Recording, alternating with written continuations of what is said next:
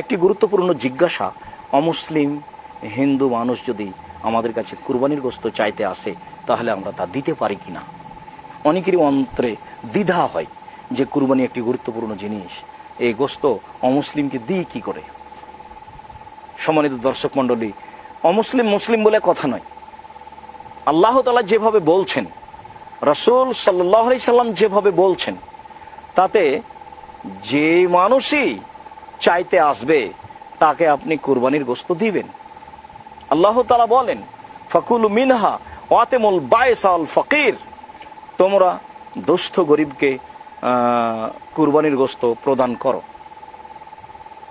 রাসূল সাল্লাল্লাহু আলাইহি সাল্লাম আলী রাদিয়াল্লাহু তাআলা আনহুকে আদেশ করলেন যে তুমি কুরবানির গোশত মিসকিনদের মাঝে, দরিদ্রদের মাঝে বন্টন করে দাও।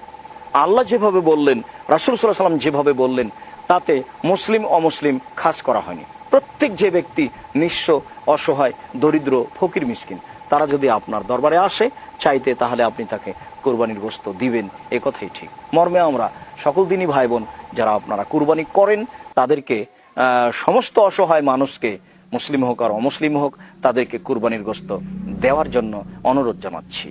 আপনি মুসলিমকে দিলে নেকি পাবেন আর অমুসলিমকে দিলে নেকি পাবেন না, এ কথা নয়। সে নিঃস্ব কিনা, সে আপনার দরবারে চাইতে এসেছে কিনা, চাইতে আসলেই আপনি নিঃস্ব অভাবী মনে করলেই তাকে দিবেন। আপনি আল্লাহ যে আদেশ করেছেন সে আদেশ অনুপাতে আমল করবেন, এটা আমরা আপনাদেরকে বলতে চাচ্ছি, এবং এতে যে নেকি রয়েছে সেটাই পাবেন ইনশাআল্লাহ। আশাবাদী যে আপনারা প্রশ্নের উত্তর ভালোভাবে